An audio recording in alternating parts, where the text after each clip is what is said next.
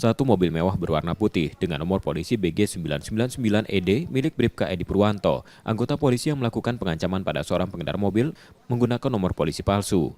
Hal ini terungkap setelah polisi melakukan pemeriksaan terhadap tersangka. Menurut Kapolres Tabes Palembang, nomor polisi yang terpasang di mobil milik tersangka bukan peruntukannya atau palsu.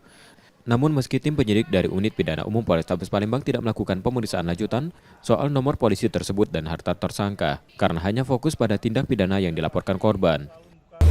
Betul, jadi hasil identifikasi daripada plat kendaraan yang digunakan memang betul tidak sesuai dengan peruntukannya, dan ini nanti dijadikan satu tindakan yang lain dari bidang profesi pengamanan untuk melakukan tindakan-tindakan yang terukur.